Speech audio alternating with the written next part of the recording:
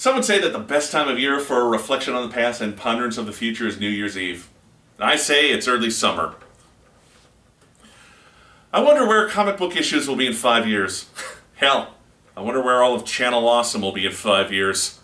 All the way in the year 2000. Damn, 19. In the year 2019. In the year 2019. When net neutrality ended, Comcast bought the entire internet. They had a law made that said all new original content was somehow a violation of copyright. So I spend my time making macrame pictures of birds and selling them to my neighbors. I've never been happier. In the year 2019. Wearing full body cloaks is back in fashion. So I must constantly be on guard from trappers and poachers looking to skin me. Oh. In the year 2019. In the future, I send out weird fan theories telepathically. The narrator from Fight Club was Calvin. In the year 2019. Having been unemployed for about 5 years now since the cancellation of Stark Raving, I had to make a different sort of living. Which I do successfully as the World Westeros Wrestling Federation champion, Stark the Strangler. And let me tell you something, brother. What you gonna do when Starkamania goes wild on you? Oh, I heard something. Oh, God. In the year 2019. In the year 2019, when Channel Awesome comes to an end, Smarty becomes the only Channel Awesome member to get himself in the Guinness Book of World Records. What for, you may ask? For the most amount of unfinished Let's Plays. He's never been happier in his life.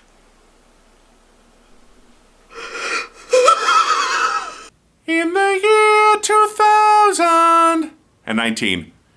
I, the Last Angry Geek from You-Know-Who, there are two of us, have retired from watching Doctor Who professionally, although I still enjoy the show as a fan. In fact, they're on the 19th Doctor.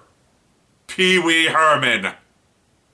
In the year 2019. After the site was taken over by one of the producers I should have seen coming, I now do nothing but prostitute myself for his pleasure. Get cracking, sugar.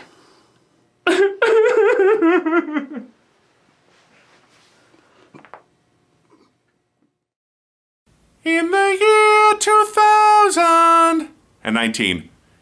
And finally, in the year 2019, the Last Angry Geek is the only one left on Channel Awesome.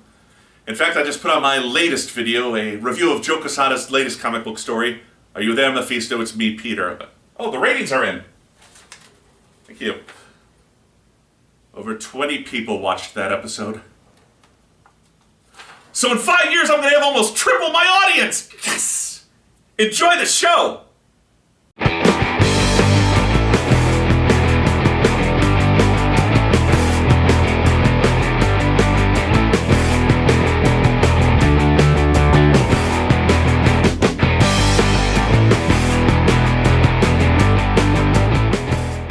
Hi everyone, welcome back to Comic Book Issues. I'm your host, The Last Angry Geek.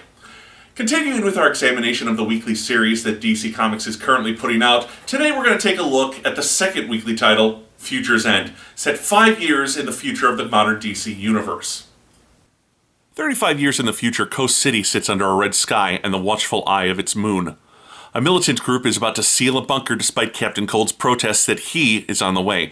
Sure enough, moments later, the Flash arrives. It's bad out there, but they should be safe. That is until the door is broken down and spider-like cyborgs constructed from the remains of Wonder Woman and Hawk burst in. As Wonder Woman stabs a man, the Flash vibrates through Hawk, destroying him.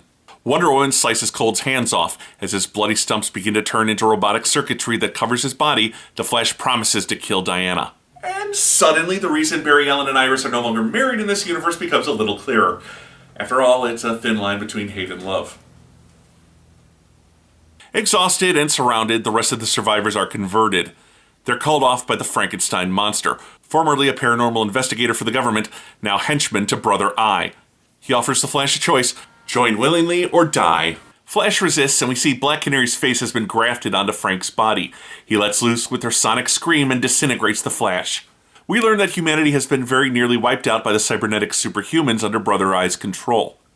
In the sewers of Metropolis, Blue Beetle and Green Lantern John Stewart are planning a distraction so that Amethyst and Grifter can disable the Firestorm battery.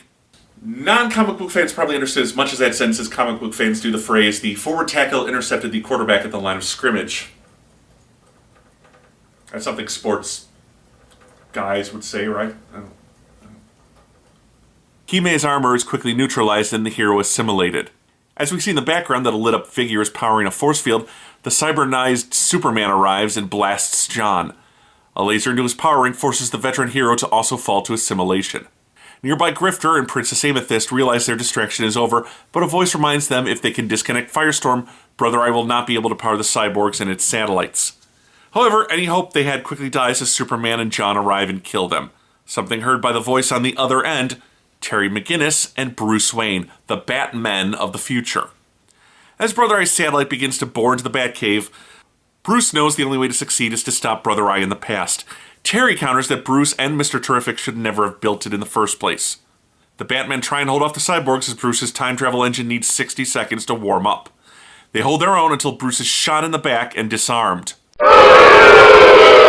Hey, whoa, you're not better than me.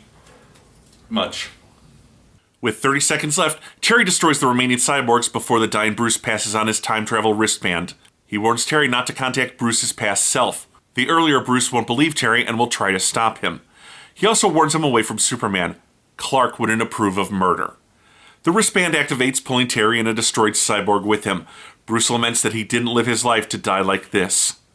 Deposited in the past, Terry activates his onboard artificial intelligence, ALF-RED, also known as the DEUS-EX-MACHINA.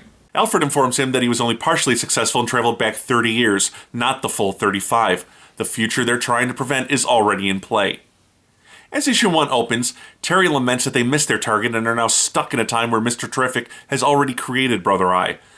The seemingly lifeless cyborg of, I'm going to say Gypsy here, attacks him as a Google Glass wearer watches from across the street. In the bleed on interdimensional vortex, the starship known as the Carrier is traveling between galaxies, until it's yanked out of the bleed and into our dimension by a mysterious power source. The engineer tries to communicate with the Carrier, but is overwritten. A mysterious voice speaks through her. Stormwatch was created to protect Earth from alien threats, but they always knew a greater threat was coming. The voice is that threat. They send Apollo out to investigate, but it goes badly. The hero is fried, and a moment later, the Carrier's auto-destruct activates, destroying the ship and killing Stormwatch. Trust me, at this point it was a mercy killing. Still, why is it whenever there's a large ship or battle station, there's always a self-destruct built in? Why is it the designer always says at some point that this mother's going to go down? I mean, I guess it could be a convenience thing. It's not like you could call the junk man to take away the Death Star when you're done with it. In a North Carolina home, a family is slaughtered. With her parents dead, a little girl runs up the stairs to hide from the gunman. None other than former CBS cartoon star, the Grifter.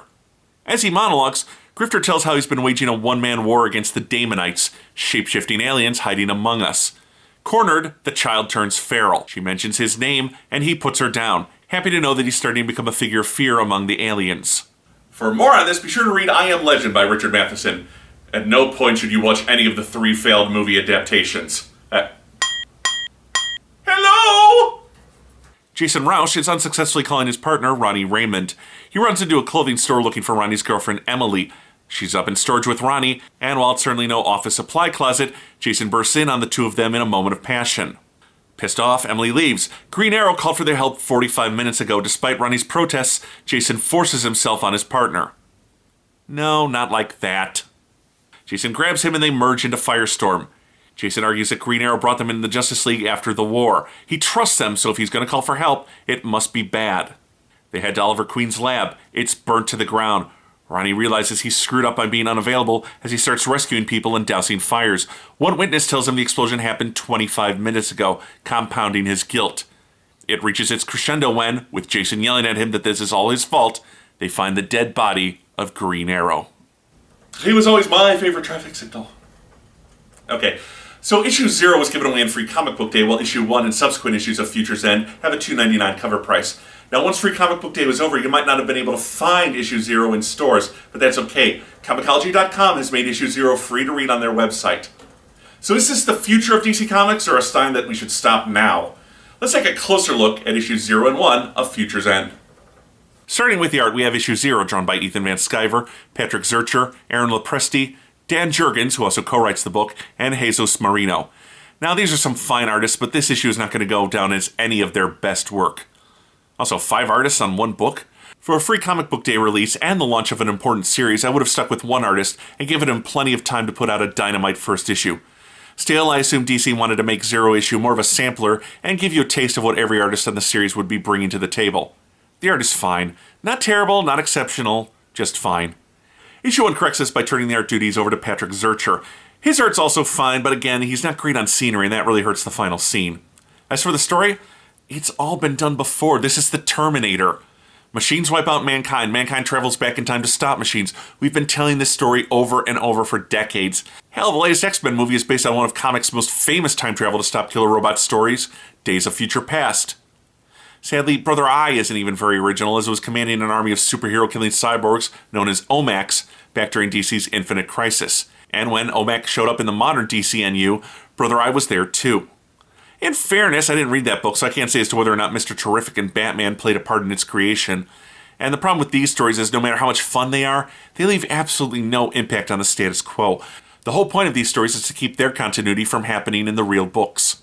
The one thing that might have been a huge and welcome surprise is the inclusion of Batman Beyond, but this is just another whatever moment, as DC has been putting out a Batman Beyond book for years. In fact, we've been told that this is not the same Terry who appears in that book, which is a continuation of the TV show's premise.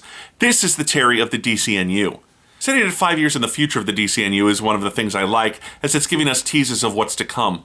Already we're getting hints about what's happening in the 3rd DC Weekly book, Earth 2 World's End. A war between 2 Earths that sees Earth 2 destroyed. So that at least is a clever conceit.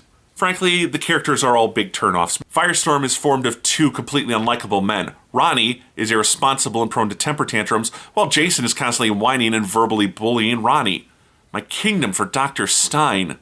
The only character we might be inclined to feel sympathetic towards is Terry, but he's only had action moments, no real character development. Future issues will also introduce Red Robin, Lois Lane, who investigates a mystery, and Mr. Terrific, who's also pretty unlikable as he comes off as a smug egomaniac, but for these 2 issues, they're a non-factor.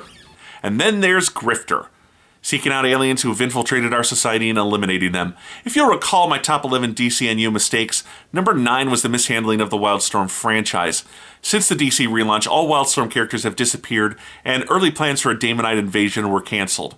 With the Grifter returning in this book, it could be seen as DC testing the waters to see if it's time for the Wildcats and the other properties to make a return. Unfortunately, Future's End feels frankly dull.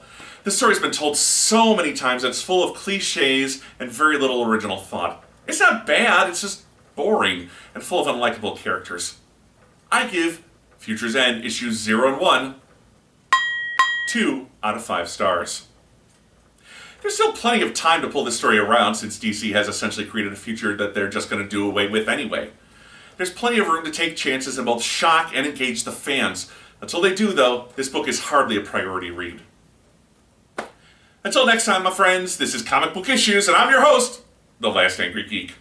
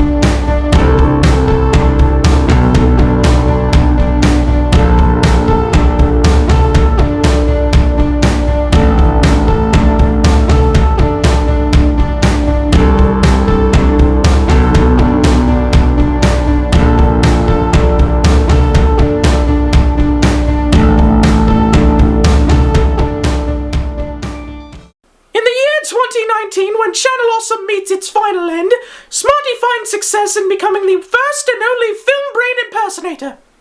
He's stuck doing this voice forever.